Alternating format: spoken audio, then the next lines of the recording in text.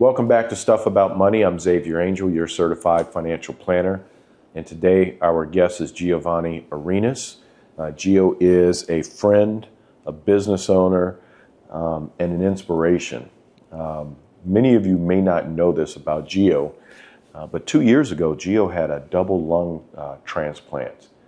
And facing mortality, it forced Gio to start thinking about things differently.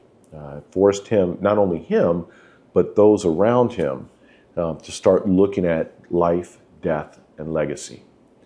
So, Gio, before we get started, all right, I want you to, why don't you tell our audience a little bit about, talk to us about what caused that double lung transplant. Well, let me tell you something. I've been dealing with an autoimmune disease, and that's called scleroderma. And there's different types of it, at least 5 that I know. And my rheumatologist says I am his only case where all 5 of those manifestations are present in me. So I'm the lucky one. And that was the cause of the transplant, because there's a connective tissue, hardening of the tissue. Mm-hmm. So the lungs were stiff. Mm. So I could breathe, but nothing would happen because the lungs were hard. So I needed a change of turbines, and that's what happened. Now, if I'm correct, they gave you a lifespan of not more than age 40. And how old are you now? 49. Well, about to be 49, so you can get my present ready, okay? I'm gonna have it for you. So, and I think in our earlier conversation, you even said it was less than age 40 because you were supposed to be in a wheelchair by age 25, if I'm correct? 20, in my 20s, yes. Okay. Because of the disease deforming my bones and all that, so I was supposed to be in a wheelchair by now. Okay. So we're talking possibly 24, 25 years later, and you're fully capable, a business owner. You've got a family, 2 children, and a wife. So that truly is miraculous. Let's go back to your teenage years. Tell me a little bit about what was life like back then? It was hard. It was hard because I was, in my teenage years, I was diagnosed with this from my early age, from my infant years. But it wasn't until I came to the United States that I was 100% diagnosed with scleroderma. And one of the manifestations is one that is called linear scleroderma. So it only affects one side of your body. So your bones and everything grows a little slower than the other side. Mm-hmm. Everything on my left side of my body is smaller than the right.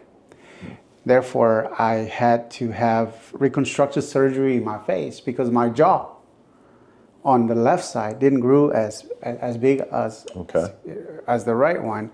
So they broke all the bones. I had facial scars. I had open wounds and all that. So, of course, I was the target of a lot of bullying in school, and it wasn't easy. It wasn't easy. And I was different. I felt different, you know? So at what point living with this did life change for you, especially having children, you know, the 2 children and your wife? At what point did all of this change? You said something key there.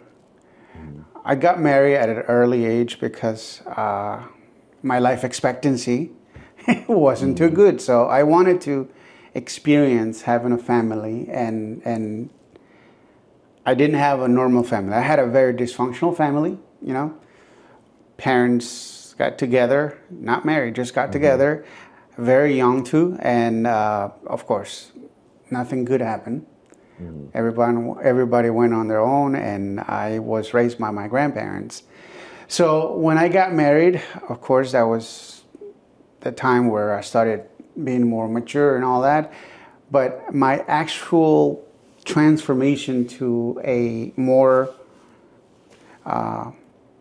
concentrated person and being a productive person and being someone happened when my kids were born. That completely changed my way of thinking, because to me, family, it's very important. I didn't have it, so I wanted to have it, you know, and I was gonna break chains and make it happen in the way I wanted it to happen, and give my family what I didn't have. So how old were you? Because your daughter's your oldest. Yes. How old were you when you had your daughter? So I was 21, 22. So at 21, 22 years old, and knowing that, you know, by 25 you were potentially be in a wheelchair, and by 40 you probably wouldn't be here anymore. All right. At that point, you had to start thinking about what you wanted to leave behind for your family. And what were those conversations like between you and Brenda? Well, I used to keep everything to myself. We didn't have too many conversations with Brenda regarding life expectancy, you know.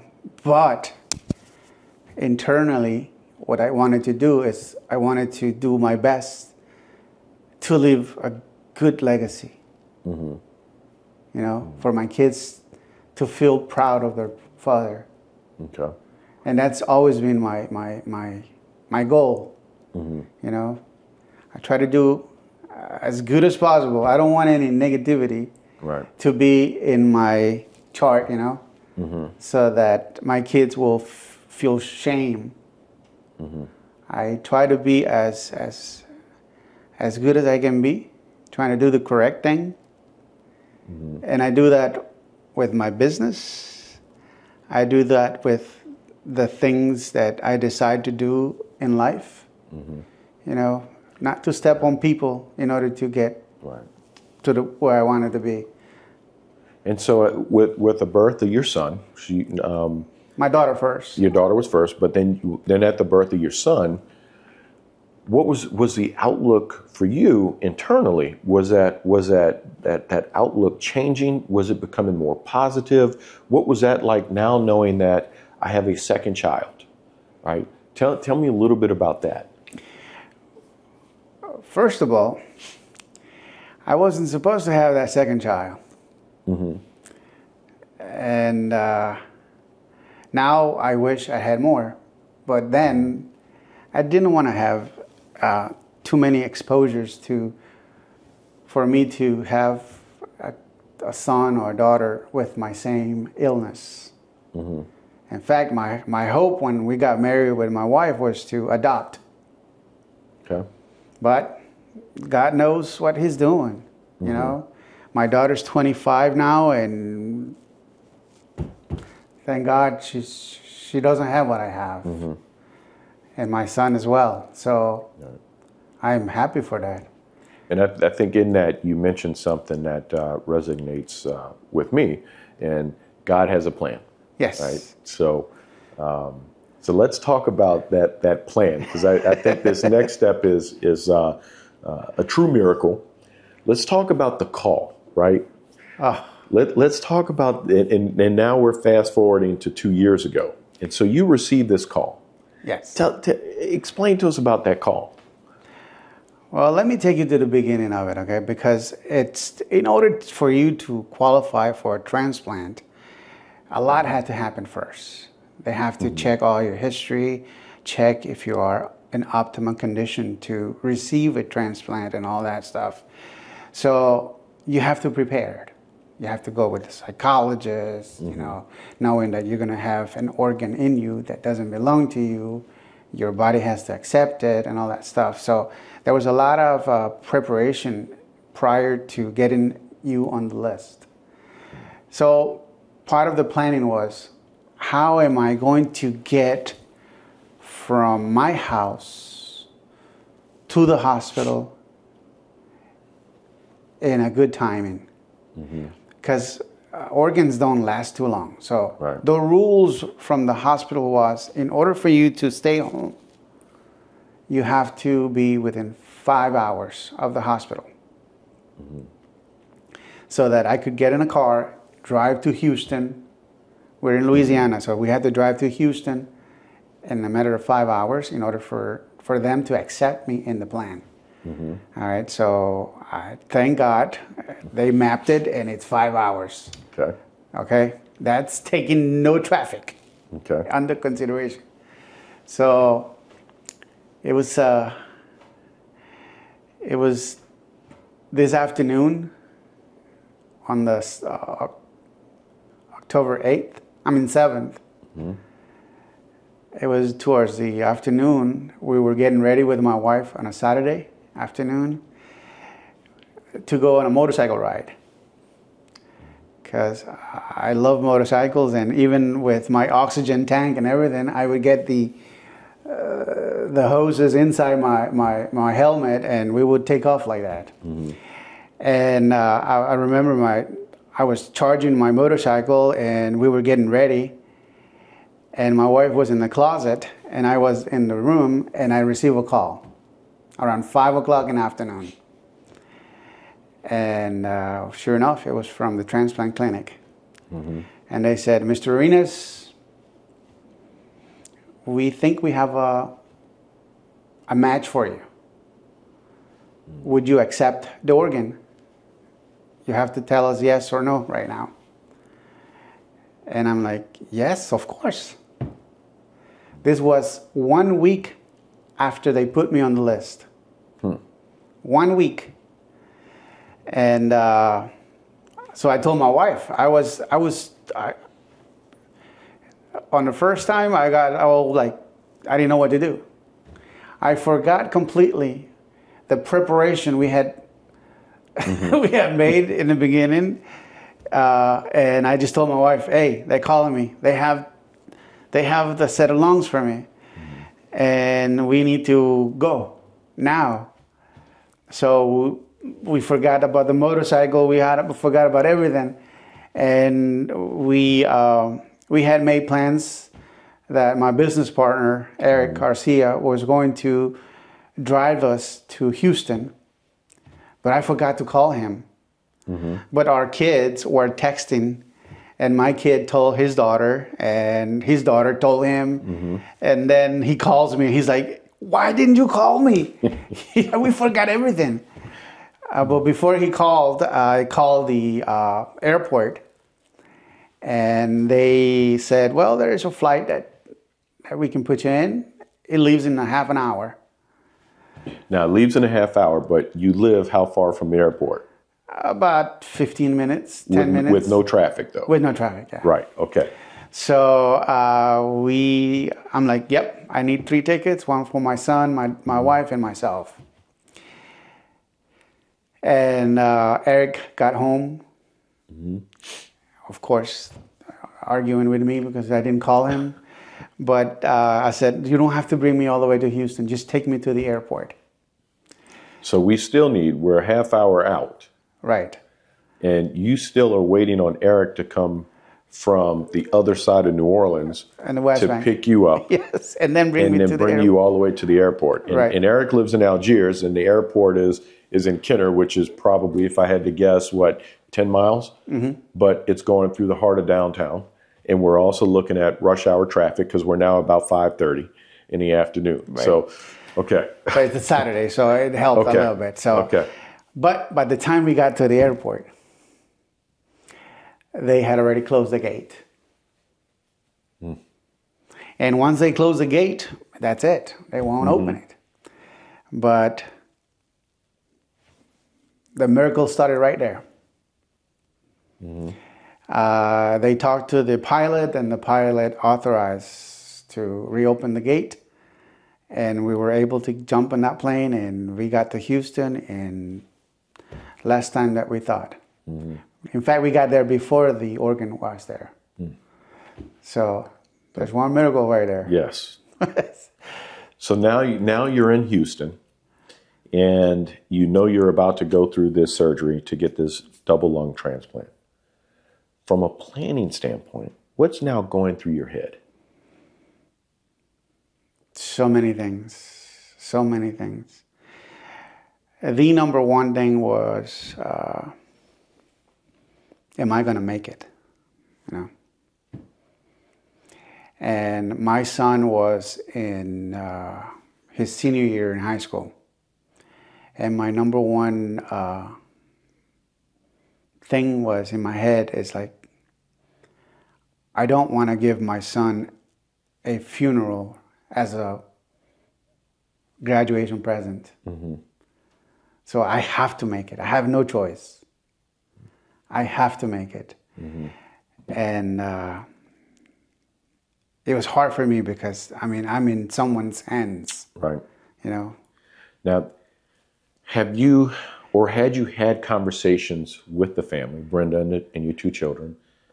Had you guys had the conversations about what happens if? Here's what I want to happen. Here's what I want you guys to do. Had you had that conversation? Because for a lot of people, that's not an easy conversation to have. Whether it's with our children, whether it's with our significant other, or even if we're having this conversation with our parent. So had you had that conversation, what was that conversation like? It was hard. It was hard. But yes, I did had conversations with my son, you know, giving him recommendations of, if I'm not here, you will be the man of the house. Mm-hmm. And this are the things you would have to do. Mm-hmm. Financially, I was preparing. You know, I remember I purchased a house next door to my house because I wanted to leave something behind for my wife to get some sort of passive income. You know, mm-hmm. so that she would have that at least, not okay. to worry about. Plus, she works at the agency too, so she makes home money too. Mm-hmm. But I was always thinking about, I don't want to leave them behind with mm-hmm. debts and stuff like that. So I did had a lot of conversations with them, and before the surgery, I like I said, my biggest concern was not making it mm-hmm. and giving that as a present to my son as a graduation. But I mean, God was always with me, okay. though I'm going to confess, I lost faith. Mm-hmm.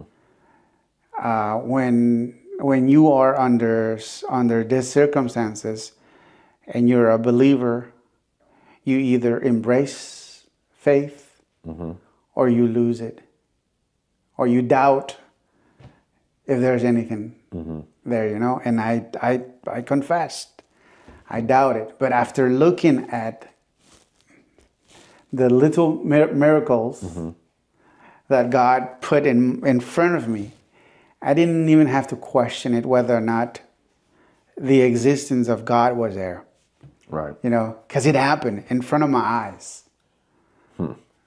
And you know, again, it truly, everything that you went through and from the plane to where you are today, I think that is a miracle, and I think that he was there. There was that plan. Another question that I would have for you, and this is going back to planning and creating a strategy, because all too often I think we shy away from doing that. At what point through this, or how early prior to you getting that call, did you sit down, or did you ever sit down, and did you create your wills? Did you create your trust? Did you sit down and have the conversation with your business partner and say, this is what's going to happen, you know, or if this happens, how are we going to take care of my wife? At what point did you and Erik sit down and Brenda sit down and start putting that strategy together? I'm blessed. I'm blessed because I have Erik Garcia as my business partner, and he happens to be a financial advisor. Mm-hmm. And of course, he has been drilling in my head the things we have to do in order mm-hmm. to prepare. So financially, we have already started planning strategies on our savings, you know, mm-hmm. retirement plans. Mm-hmm. And yes, also on strategies, what if, mm-hmm. you know? So I did had a lot of conversations, and we did prepared for the alternative, which will be death. So legacy is one of your big things that you know, when we've talked, you've talked about legacy. You know, one you just mentioned about buying the house next door so that you could leave something behind for Brenda. You know, tell me about legacy.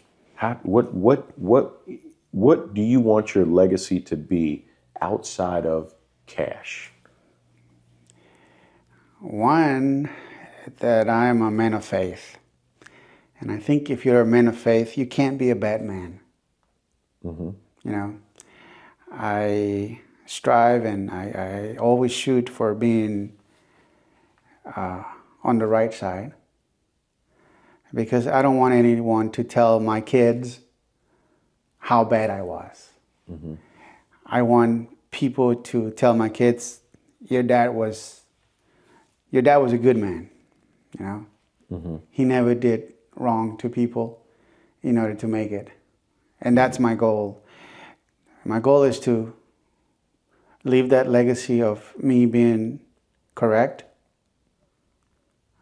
and not to live a negative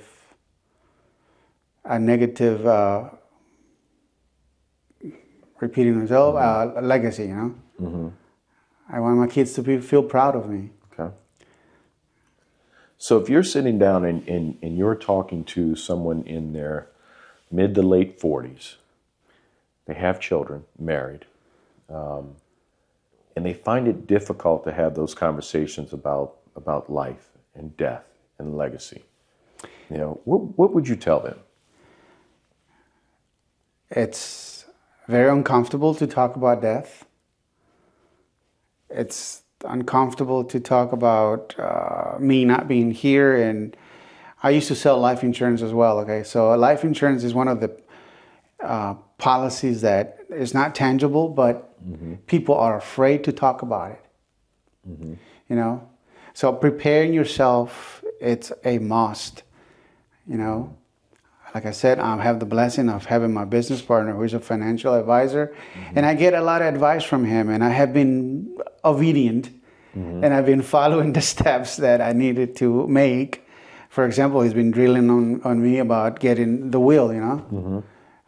There's nothing worse than seeing a family who, when that important person or the breadwinner of the family dies, they start fighting on things that he or she failed to do prior dying, you know. Right. And family literally disintegrates sometimes because of fights, because you didn't take those prior steps to prepare yourself, or leave your family with absolutely nothing because you didn't prepare.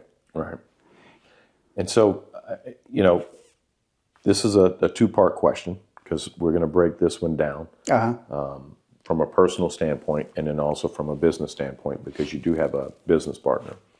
So the first part of this is, in addition, you mentioned the life insurance piece. What are some of the other key components that you would recommend someone begin looking at when wanting to create that strategy and leave a legacy? It's never too late. Of course, the later on you start, the less time you have to accumulate what you're going to need for, not for when you're dead, but when you get to an age that you're not going to be being a productive person. Right. So, you know, having that peace of mind that if I have to retire, I'm going to be okay. So start planning your retirement. Okay. That is number one. Because right now, I don't know if I told you, but when you get a lung transplant, your life expectancy, it's 5 years, okay? But I don't listen to that. Okay. So not listening to it and knowing that they're saying 5 years. So I have to imagine you've got your wills in place. Yes. You have your medical directives in place. Yes. Correct? Every time I go to the hospital, they ask me for that. So okay.